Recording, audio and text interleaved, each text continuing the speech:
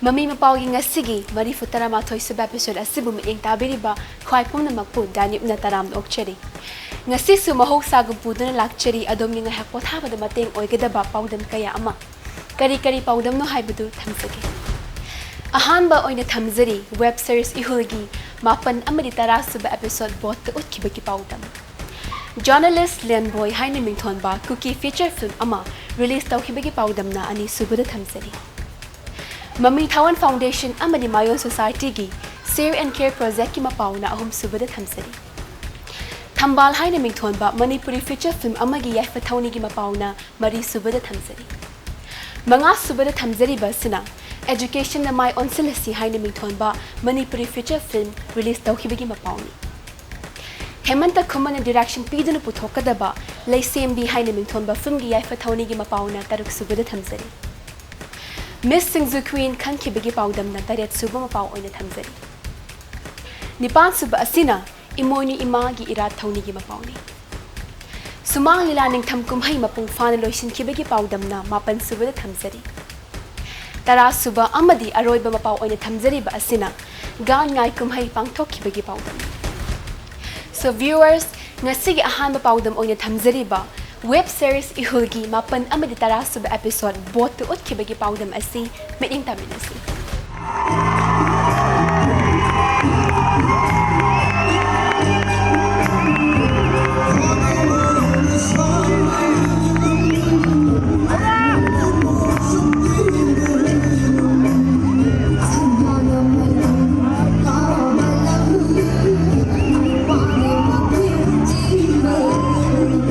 Miyam na pamni yeng na riba iram damasigi web series mo iriba ihulgi mapan na madi tarasuba episode Infal gi Vega Chandra Open Air Theatre da haukiba December kun mapan kumza lisingani tara mapan nong maijing numita utuna miyam da miyeng tahan krey.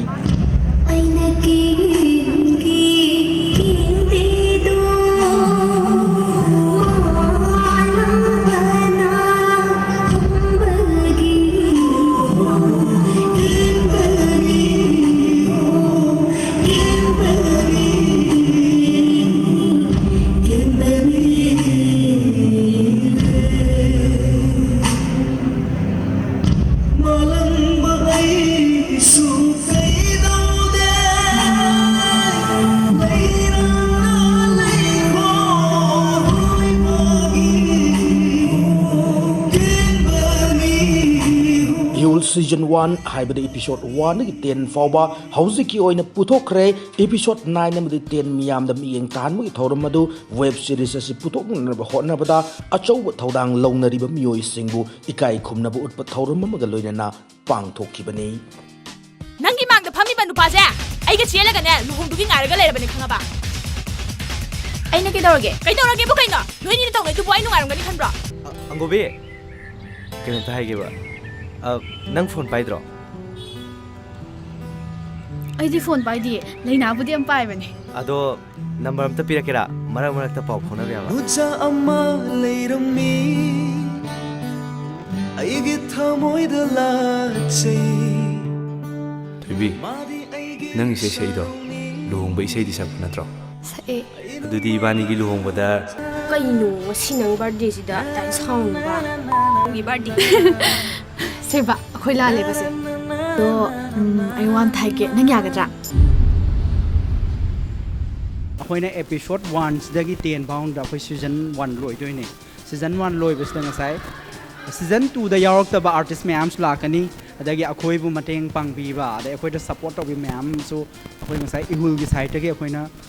di moy bu regard tongning ba. Adagi ako'y mayam sa get together ako'y na pullaga kinang mayam da share tongning ba dagi ako'y sinjagi bani. Panam kuina episode nipan phauba ako'y mayam na hotna minaraga hai tare ngasi ako'y bu sponsor tawbirakpa ako'y gu mateng pangbirakpa saseng na hade ako'y karisu leijaba nate aduna mayam gi mateng duna ako'y du ngamjabani na season 1 loi graba matung da di ako'y gi cast kumba adagi mo sponsor sing matung da ako'y na moi da honor tawbagi tanja do phangaroi hai duna ngasi adu gi tanja do logjabani adu ngasi gi thoram ase ako'y theme se unity united we prosper ana main thamjai akhoi furup jati pumnamak ngasi yaubira akhoi guest of honor chief guest adagi president singi marak taso koi naga ko ki maitai adagi kabui pumnamak ki mi sing ꯄꯨꯝꯅꯃꯛ ꯂꯥꯛꯑꯒ ꯉꯁꯤ ꯄꯨꯟꯅ ꯌꯦꯡꯃꯤꯟꯅꯕꯅꯤ ꯑꯩꯈꯣꯏꯗꯤ ꯀꯩꯁꯨ ꯍꯥꯏꯖꯅꯤꯡꯉꯥꯏ ꯂꯩꯖꯗꯦ ꯉꯁꯤ ꯃꯌꯥꯝꯅ support ꯇꯧꯕꯤꯗꯅ ꯉꯁꯤ ꯕꯣꯠꯇ ꯃꯌꯥꯝꯅ ꯂꯥꯛꯄꯤꯕꯁꯦ ꯑꯁꯤꯃꯨꯛ ꯅꯨꯡꯉꯥꯏꯕ ꯂꯩꯖꯗꯦ ꯑꯗꯨꯝ ꯅꯨꯡꯉꯥꯏ ꯋꯦꯕ ꯁꯦꯔꯤꯁꯁꯦ ꯑꯌꯥꯝꯕꯅ ꯂꯣꯏ ꯅꯨꯡꯉꯥꯏ ꯋꯥꯈꯤꯕ ꯄꯥꯡꯅ ꯌꯥꯎꯗꯦ ꯑꯗꯨ ꯍꯣꯏ ꯋꯥꯁꯨ ꯋꯥꯏ ꯅꯨꯡꯁꯨ ꯅꯨꯡꯉꯥꯏ ꯍꯥꯏꯇꯥꯔꯦ ꯑꯗꯨ ꯑꯩꯈꯣꯏꯅ ꯌꯥꯝ ꯄꯥꯝꯅ ꯐꯖꯅ ꯍꯥꯏꯗꯤ ꯄꯨꯛꯅꯤꯡꯅ ꯈꯣꯏꯗꯥꯅ ꯇꯧꯕꯅꯤꯅ ꯋꯥꯔꯁꯨ ꯑꯩꯈꯣꯏ ꯑꯗꯨꯝ ꯅꯨꯡꯉꯥꯏꯔꯦ ꯑꯗꯨ ꯃꯌꯥꯝꯅꯁꯨ ꯃꯅꯤꯄꯨꯔꯗꯁꯨ ꯑꯍꯥꯟꯕ ꯑꯣꯏꯕꯅꯤꯅ ꯁꯦꯔꯤꯁ ꯑꯁꯤ ꯐꯖꯅ ꯁꯞꯄꯣꯔꯠ ꯇꯧꯕꯤꯌꯣ ꯑꯩꯈꯣꯏꯁꯨ ꯀꯟꯅ ꯍꯣꯠꯅꯖꯒꯦꯁꯦ ꯍꯥꯏꯅꯤꯡꯉꯤ ꯋꯦꯕ ꯁꯦꯔꯤꯁ ꯑꯁꯤ ꯅꯝꯕꯗ ꯑꯋꯥ ꯅꯨꯡꯉꯥꯏ ꯃꯌꯥꯝ ꯑꯃꯗꯤ ꯊꯦꯡꯅꯩ ꯑꯗꯣ ꯅꯨꯡꯉꯥꯏꯕꯅ ꯁꯔꯨꯛ ꯑꯌꯥꯝꯕ ꯑꯣꯏꯅꯤꯅ ꯈꯜꯂꯦ ꯑꯩ ꯋꯥꯈꯜꯗꯗꯤ ꯑꯗꯨꯒ ꯋꯦꯕ ꯁꯦꯔꯤꯁ ꯑꯁꯦ ꯌꯦꯡꯗꯕ ꯌꯥꯎꯕꯤꯔꯕꯁꯨ ꯌꯦꯡꯕꯤꯌꯨ ꯑꯗꯨꯒ ꯌꯦꯡꯉꯒ ꯅꯨꯡꯉꯥꯏꯇꯦ ꯍꯥꯏꯕꯁꯨ ꯀꯃꯦꯟꯇ ꯄꯤꯕꯤꯔꯛꯎ ꯑꯗꯨꯒ episode 19 asi botta screening last oina screening tawjabane season 1 19 da losanjabane aduga mayam yengaga sisu khangbigani maha aduga khangbira matungda comment amadum feedback pibirao ꯑꯩꯈꯣꯏꯒꯤ ꯍꯣꯁꯁꯨ ꯑꯣꯏꯔꯤꯕ ꯇꯦꯟꯖꯤꯡ ꯄꯨꯈ꯭ꯔꯝꯕꯝ ꯌꯥꯎꯅ ꯏꯍꯨꯜꯒꯤ ꯄ꯭ꯔꯣꯗꯛꯁꯟ ꯇꯤꯝꯗ ꯏꯍꯨꯜ ꯐꯔꯁꯠ ꯁꯤꯖꯟ ꯃꯥꯏ ꯄꯥꯛꯅ ꯄꯨꯊꯣꯛꯈꯤꯕꯒꯤ ꯀꯪꯒ꯭ꯔꯦꯆꯨꯂꯦꯠ ꯇꯧꯖꯔꯤ ꯍꯦꯟꯅ ꯃꯥꯏ ꯄꯥꯛꯅ ꯆꯪꯁꯤꯟꯕ ꯑꯣꯏꯕꯤꯌꯨ ꯍꯥꯏꯅ ꯋꯤꯁ ꯄꯤꯖꯔꯤ ꯏꯝꯄꯦꯛ ꯀꯨꯀꯤ ꯆꯦꯅꯦꯜꯒꯤ ꯄ꯭ꯔꯣꯒ꯭ꯔꯥꯝ ꯄ꯭ꯔꯣꯗ꯭ꯌꯨꯁꯔ ꯈꯥꯏꯂꯨꯟ ꯈꯣꯡꯁꯥꯏꯅ ꯑꯦꯛꯖꯤꯀ꯭ꯌꯨꯇꯤꯚ ꯄ꯭ꯔꯣꯗ꯭ꯌꯨꯁꯔ ꯑꯣꯏꯗꯨꯅ ꯄꯨꯊꯣꯛꯄ ꯀꯨꯀꯤ ꯐꯤꯆꯔ ꯐꯤꯜꯝ ꯖꯔꯅꯦꯂꯤꯁꯠ ꯂꯦꯟꯕꯣꯏ ꯔꯤꯂꯤꯖ ꯇꯧꯈꯤꯕꯒꯤ ꯄꯥꯎꯗꯝ ꯑꯁꯤ ꯂꯧꯃꯤꯟꯅꯁꯤ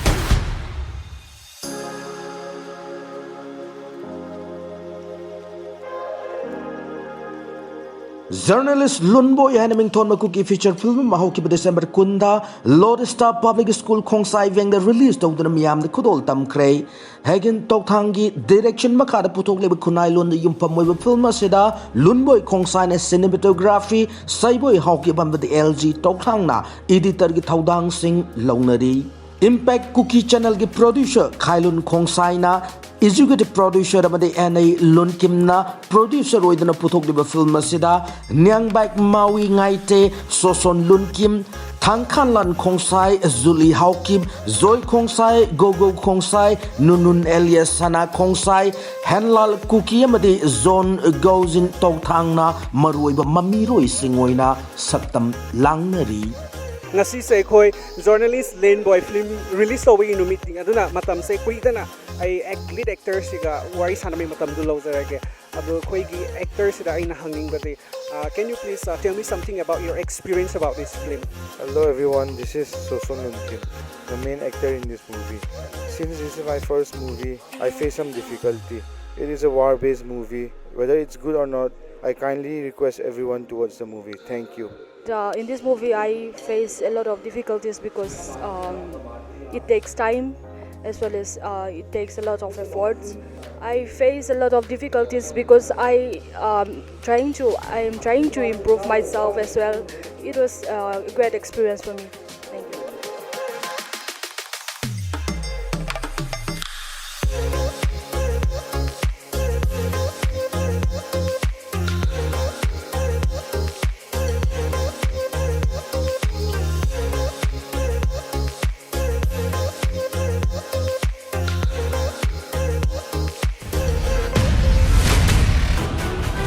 Sân sục giang tùy hết sầu tầm. ba nấu hầm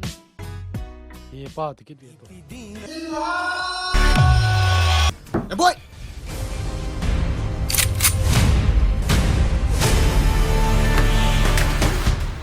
Journalist Lenboy miyam na pamnaba mai pap film ama soidina oibo oisunu haina production team da wis bizari isroina thawzam bibasu oisanu Mathanga Lokachariba, Mami Tawan Foundation, Amadi Mayo Society gi Save and Care Project na Ukhrul District ki Myanmar border da laiba poi haina khangnariba khul aduda chattuna tengbang gi potlam yen thokpa yauna pangthokhiba thawram gi mapau asi lominas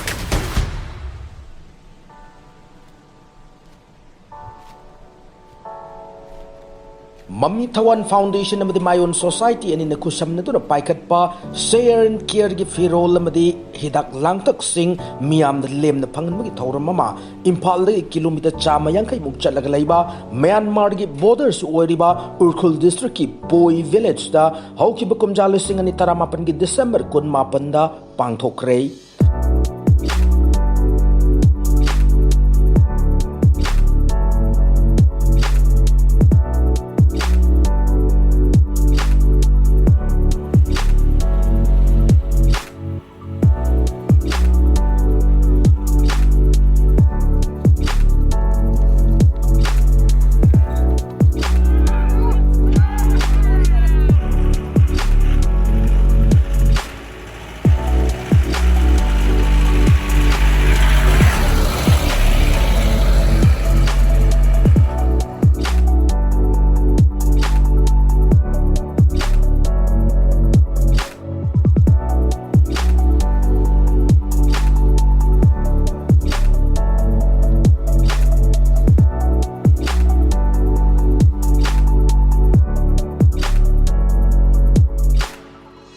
Mami Tawan ki chairman Romi Maitai na luchingduna mioi listing ama chatret ki mathakta furit phirola mani halora ba mioi chama humpuda lemna laying bagaloina na hidak langtak singsu lemna phangan ki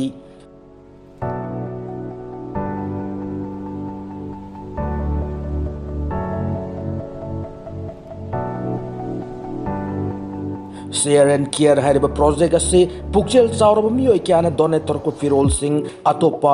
mioi kya amanadi yamna kanaba maruiba posak ama oiribani habi wakalol na mangda thamduna sangshiliba project amani pukchel chauraba donor sing na adom gi sijinadraba firol sing sagolban moirang lerk machinda thangja madi nomaijing numit khudingi hangliba project ase gi office ta lengbirak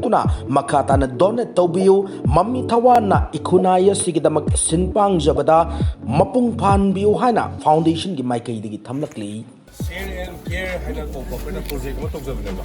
masi koigi Mami Thawan Foundation amadi my own society ani na punna da ba maruina masi gi pandam se koina koigi akona share sum tawba mingonda duga care su tawba habini na du mingonda koina angam bakra bizaba angam bakra mating pangba koina moibu section na lu na nusina lawjai habadu madugi wakalon do ko mayam da si message se pc adna to ni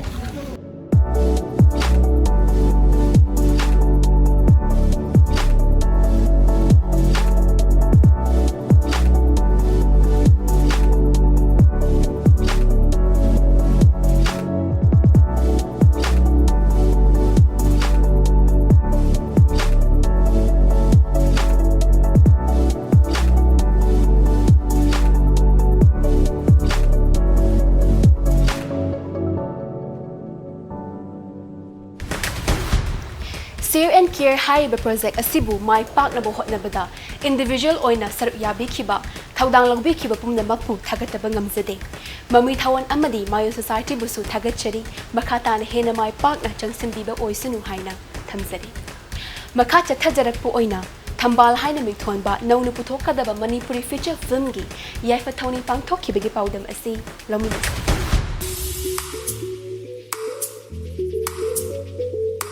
Kanglai Wood film ki thambal haina mington ba Visheshwar film ki story madi screenplay da pankat kadaba Manipuri feature film ki yaifa thoni thoram tha sigi hoki batang anida oinam makhalai kai da pangthokre data mo sarman direction pi kadaba mati asalata oinam na producer wariba thambal haina film ase kumjal singani kunna sina loisilakwa fawbud puthok da miyam da khudol tamna na bagi pandam thamli feature film asida Avi Khundrakpam Elijah Chandam Indu amadi Rina na chingba saknairba mamiroi kiana maruiba saktam sing langnagadori Pumna makpu thagatchiba mai pak na bugwis bizabana ithaudang ni khanjaribani thambal haiba film asisu mai pak na puthoktuna idamdam asigi senior lovers sing da miyam da anawba mahau ama soidana piba ngambu oisun haina thamsage top films ke khudol education da mai onsilasi haina mingthon ba Manipuri feature film release tawkhibagi mapau asi amo punna me income Dolly se hatamar nangonda interest ba male nangi note kase hekta tak siam na bithori ne hoida yare ke darugi ta henjalanu langsu top films na putokpa education da mai onsilasi haina mingthon Manipuri feature film ma tha se yoki batang manga da konung mamang da leba MSFDS ki changkhola auditorium da release tawkrei Art and Culture Commissioner M. Joyner release tawkiba film asina lamdam asida afaba mahi kanglol lama puranaba in khalakliba naha amadi mahiro isingbu mahi da mai onsil hananaba pandam thamli Rosendra Kar Ningomba amasung Koizam Ovid na direction piba film asida Dolly Robinson amadi Elena na chingba nau na machin tungkhalakliba mamiroi kyana maruiba saktam sing langnari Curative cells are not identical plants and animal cells are different Phone by day by phone the talk slow as nangon the talk slow cha kadama kansida khutam ne structures their genetic materials is organized into chromosomes Tasing na kunai asigi tungi yumbirel singbu achangmo yumbi amamam ohenbada soidana maki mating pangadaba film amani haina thamjage Manipuri film gi anawa mayon amani matang sawai atim break amakhat lawjage khongla yang hanjarake impact tv mi ing taduna lagi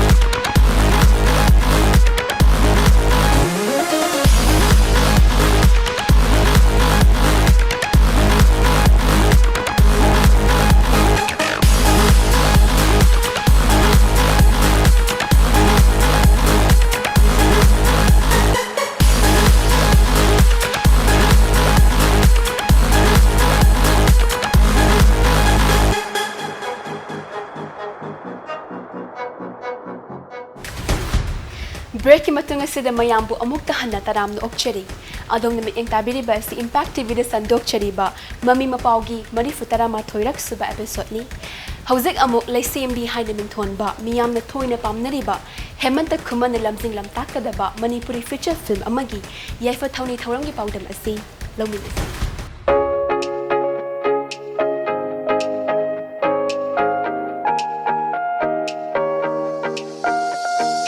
Prane yung kham gi mayek ta iram dam masig saknai da filmmaker Hemant Kuman lamjing lamtak tu na pankhat ka da ba Manipuri digital film laishembi gi yaifa thawni mami khongau gi thoram hauki January manga da sangai pro da leba giving tree da pangtok rei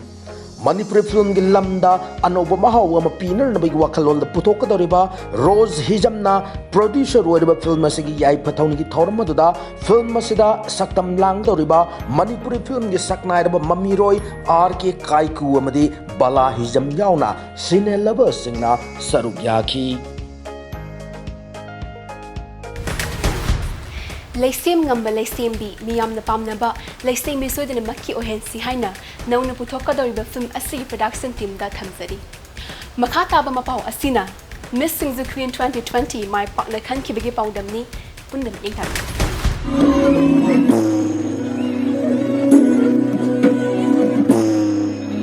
Ahan boy na Miss Singju Queen 2020 kan krei contestant taratarung sarugya ki ba changdam na baduda lemai dial daizina winner oi bangam ki nai hoi ching chongloina first runners up ta ki masung Valentina wahengbamna second runners up ta bangam na ki best catwalk ta Sana Lembi Maivam best photogenic ta Nancy Kumantem best personality da Sagolsem Urmila best discipline da Laimum Saroja Devi loinana best designer na renowned designer Karan Tokchom na taki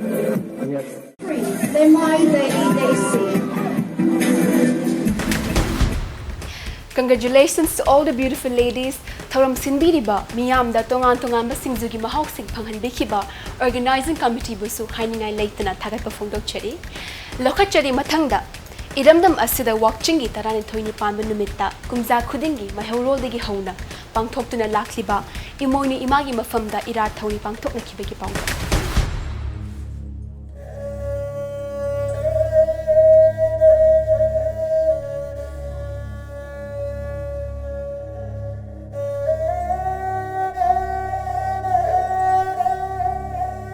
Iram dam masagi puwari degi hona chanaduna laklaba ima imoinu ira thawni bi thoram kumja sigi oina sohoki ba watching gi tarani thoini panba leibak pokpa numit January 3 iram dam masagi tampa ki mafam kayada paksana pangthokre thoram ga marilena na miyam na ima imoinu gi mafam da cheng haiduna athen pot tamduna hen na phaba chahong ahong ba punsiro lama lamdam ama pibina na ba hauni na ki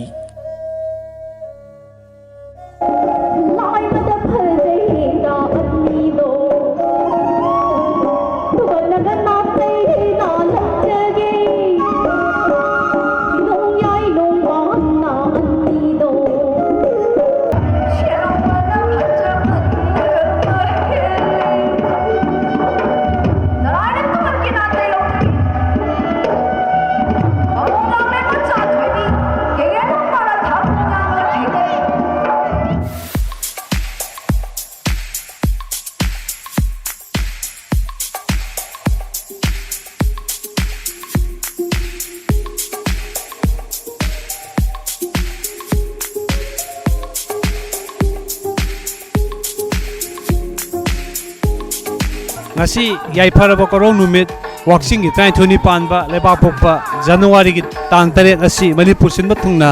ima imoinu gi ira thongni pangthokli thorom masiga mari leinana Impact TV Mami Mapao team na lejerin pharmacy wangkhai ningthem pukri mapan dani handaki sina nifum do suba sahi ne 19 koi 78 79 swai degi koi gi kharaga hore aham bahu wakan de koi impan toren sida lekhom peaga maduna ke gam chapu macha saraga kerosene toroga odon saraga torome yam nungsina horok bai tare ade matamdu da imoinu numi se waxing train thoi da thoi hai basi mo khangde akoina yam angangoina yarko matamda kari mai thale na mi loi hange ba to ngasi di everyone is aware of the festival ko hanadi adu leramde aduna aikoina maru oina hokdok sarakpane haitara mungana Manipur gi miyamna khanganna base akoi gi 1993 adai dagi di state na ayana na restricted holidays pire adu gi matana 2000 onwards ta mo general holiday public holiday mu lokthok pire adu hojikte governor chief minister mayamna paujen pire adana nungda khoina piningi ba paujen di imoinu haiba larembi se masi latpa mai katpa aduga kinate imoinu gi sida yauri yam phajaba philosophy mayam ma lan koi gi nupi amana chatkadaba aphabalam chatkaino nupa amana chatkadaba kaino human being amana chatkadaba na karino gaina makal ahum thongna piri ko masi akhoina tasengna chatpanga magadi mase dharma gi wafam natana yam secular oiba mong da khoina se America da le mi na chalaga dum phagadaba Japan da le mi na chala ju phagadaba yam phajaba moral code of conduct ki wafam yauri chana isagi pothok sarga yamna chathok pothok si marang kairaganda leba ke sa holka doineba adugi imoinu gi sagi mai latpa sinataba manunge educational essence mayam do madu ayamana khoina focus tawning bus ai kong pa ke chi le kai de ai mi inungan bi ka ai ge ming nya bi na nang kong pa le ai ming de lo ya kan ba kong pa de ai ge ming dana Lakshmi Devi lai pham na nong mai bung sang pram le ta gi ai ge iming Christina to kung lang khong de gi ai ming thodam suni bla kong pa ke ji le kai de gi se sida ngasigi si imoinu yeng bala isa chahi khuding dum lakpra na sahi khuding di leptana lakpadi natte ado marak da budi dum lai sahi khuding mai gi oina di hengkale aduga koi gi matai da semi je sigumba bodi dum on ba dum lai ko yengning ba je thaina gi sengi ba jing du gi haidi iben imoinu gi adegi imoinu ga mari leina ba mayam kano saraga leibdo kai haini statue haigadra adugumba jingdo handakti khara watpa dong towe hanadi adugumba nungai ba sum yawe isan je kaiming kau ke kai lam daino Jessica wangkhai dagi ado sansi imoinu koi ba se sai koi ba sina ha sim phamjina ham bara tai pham sa lor ba ahan man ado mafam sida yeng ba da kai phawe nungai phajayam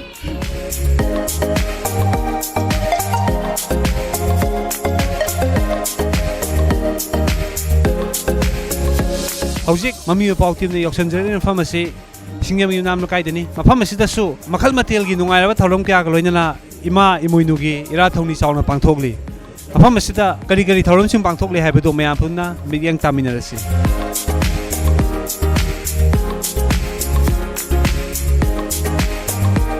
kai da leire phoi bi thumkhong da leire thumkhom lairem bi haidi ima sina langon taret ola kanda koi gi taibang sida leiriba satliba thawai panba khudimak pu yokpi thakpi riba adugumba ima oibata natana punamaki haurakpham lonchat chajat haidi sana kanglon khudimak pusu takpi tambiba adugumba imani maram maduna aikoina yam lumna lawjabaga loinana parei tuba lupna ngasi phawbada irat thoni duna lakjabani maruina koi gi lamdam asigi loji loya khudingmakta koina March ta dagina October tha phawbada koigi yellow pambi sing haiba tare koigi mamangai da koigi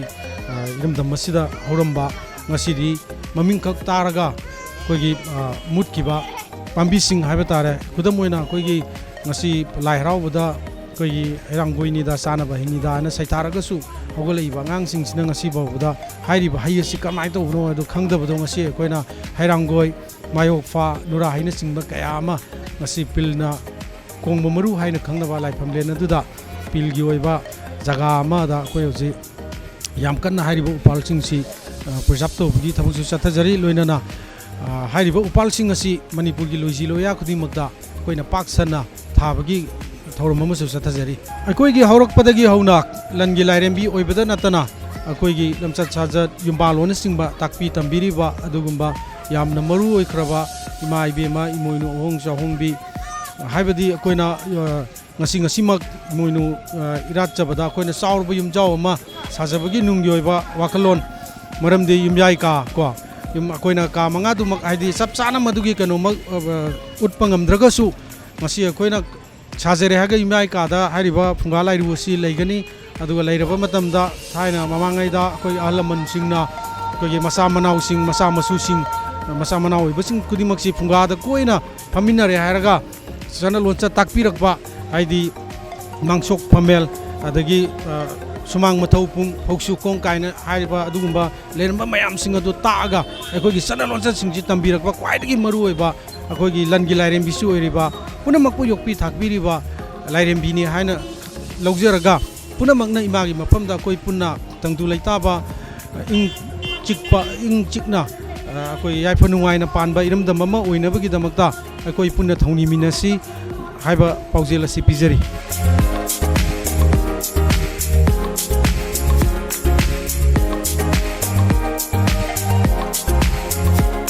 ꯍꯧꯖꯤꯛ ꯑꯃꯨꯛ ꯑꯩꯈꯣꯏꯅ ꯂꯩꯖꯔꯤꯕ ꯃꯐꯝ ꯑꯁꯤ ꯁꯤꯡꯖꯃꯩ ꯃꯌꯦꯡꯕꯝ ꯂꯩꯀꯥꯏꯗꯅꯤ ꯃꯐꯝ ꯑꯁꯤꯗꯁꯨ ꯏꯃꯥ ꯏꯃꯣꯏꯅꯨꯒꯤ ꯏꯔꯥꯠ ꯊꯧꯅꯤ ꯆꯥꯎꯅ ꯄꯥꯡꯊꯣꯛꯂꯤ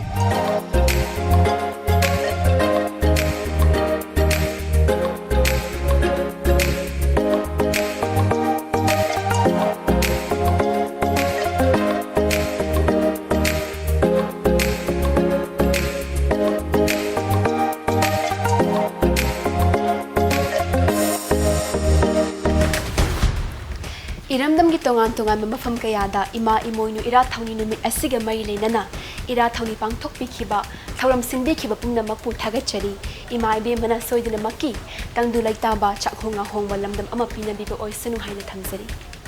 makha tarakpo oina mieng taminasi sumang lila ningtham kumhai mapung fana pangthoktuna mai pang loisinkhibagi pawda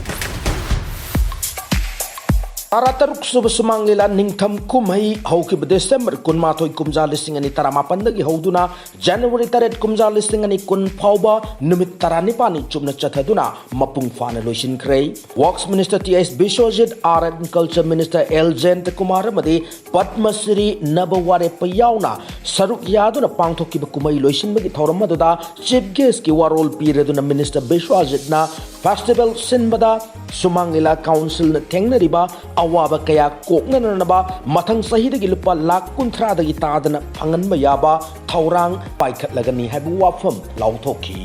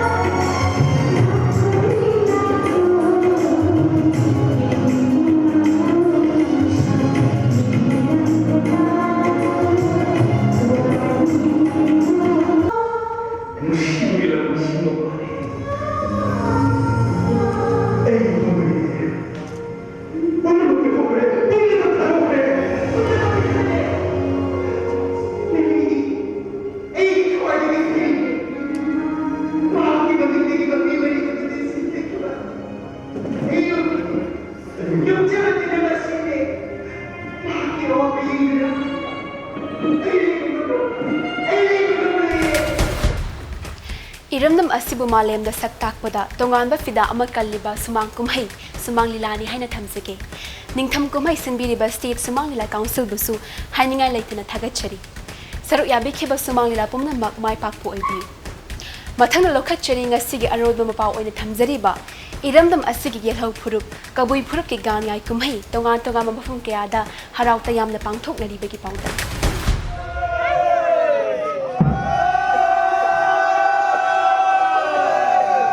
Iramdam masagi kabui phurup ki miyamna khaurang na ngainaba wakching ki tarahumdoi nipan bu numita chahi khuding ki pangthokpa gangai kumai state ki thakta mafam kaya da harau tayam ga loinana pangthoknari kumai asigi mapung oi bu thauram sing sawombung kabui khunjau ka khulong kabui khulam de ramji kabui khulna chingba mafam kaya da pangthoknari Happy Chakan Ganga Egiming Tenzing Pukambam ngasi zat bizat khaidana phurup kaya amana nuksiraba isin nau chapmana na koi Manipur da khunda laita duna laimenarim mafam asida kabui isinau singi oina khwaidagi chaurba kumai habade gangai asina lakpada mami pauna khun singda chattuna makogi ahal laman sigbu unaduna mako kabui gi gangai asi karam matau karamna pangthoke haido mayam punna khangminarsi tanja do longminasi mathang mathang thingnaraga hoji koina leiriba khun asina sagol banda leiriba khogi ramji kabul khul adudani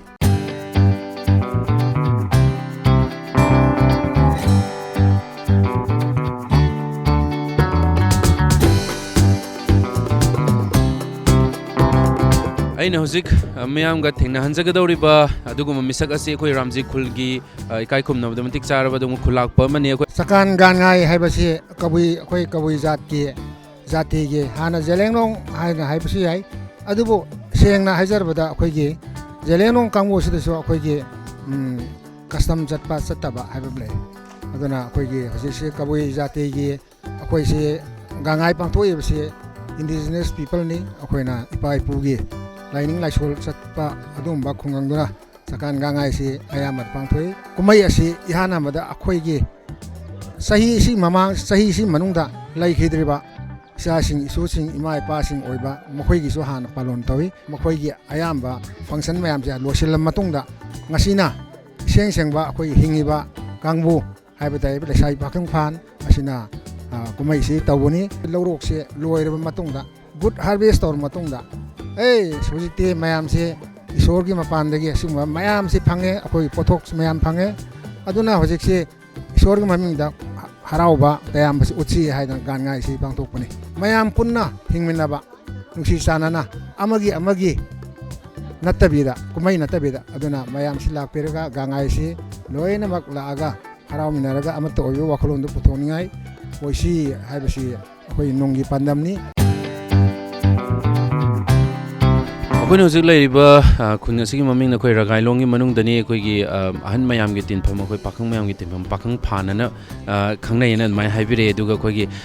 ragailong khun asigi khoi ahan amaka ka mayam ga wari sanabe tanja du logjage aina khun asigi ragailong khun sigi pakhang phan sida makok oina thingun chinmai haibede khoi chai pai ba haibado khoi gi makha da leiriba pakhang phan gi mi singjibu khoi ware watiam na ba dugumba phamda khoi paijabako si aho bagi numit se ngasai ayuk amamba anganba ani khainaba matam aduda khun sibu koliba khoina bambu hai khunthak khunkha sida leiriba lai sida khoina singne dugi yelomne mangona khoina katlaga kari haini saikhana yengbagumba andugumba anina haidi mafamda chatlaga madugi kenodo yengaga khoge pakhang phansida mong laaga pakhang phansida mokoina sumaina tawre haibado paudamaga adugi matungda khoge khunsi tawriba kenosi ngasi si gangai ge numitsida khoina acha thak lang dawriba sigi mai haiba se darkar oibanina mai ba jingbaina mai do jingkhal jingaga mai do hauraga mai dugi kenosi khun kudingi khoi yumthong kudingi mai gi chang sang thongna ba sum yenna ba longna ba ko koi hoi law baina khun se koiraga koi ge khunthak khunkha je saisida gate sida chalaga koi hoi law ba se isor da khunbage hoi ne aina khoi thajabage makha da isor bu sak sondana hoi se lauraga chatpa loiraga madon lauraga mangjong chongpham asida pulap pulle hairiba mangjong chongpham asida hoi lauraga tawraga de chahi amage kum amage ana ayek yaudana ba adigi yafa nungaina panaba haibigi thajabasu samaina tawraga chanabani kum amage manungda laikhidaba gangai ge manungda laikhidaba se matungda laikhidaba se masi gangai laktri phawbade akhoi ge saijin sido koiraga lai haibigi thajanaba lai madugi matungda makhoi ge gangai ge manungda mage hayengumba tawgadoriba pot pibagi keno se matam masida mage sakthak piraga ngachi se nakhoi laikhidaba miwai singa leideba khoi tabang pan leideba khoi ga ngasi dige khainare haibagi chamin thaminaraga khainabagi mawong masu tawaiba ko madu oiragadi hairiba laikhidaba miwai singji mage mafamda chatkhre aina sum khoi thajanabagi makhada tawba hairiba numit sida khoi ge laisabi pakhang mayam sina yum duda laikhidaba yum duda chalaga ꯑꯩꯈꯣꯏꯒꯤ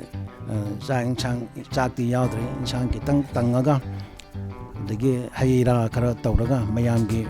ꯄꯨꯊꯣꯛꯂꯒ ꯑꯗꯨꯃꯥꯏꯅ ꯆꯥꯃꯤꯟ ꯊꯛꯃꯤꯟꯅꯗꯨꯅ ꯃꯗꯨꯒꯤ ꯅꯨꯃꯤꯠꯇꯨ ꯑꯁꯤꯕꯒ ꯑꯩꯈꯣꯏꯒꯤ ꯃꯤꯑꯣꯏꯕꯒ ꯈꯥꯏꯅꯕꯒꯤ ꯃꯑꯣꯡꯗ ꯇꯧꯏ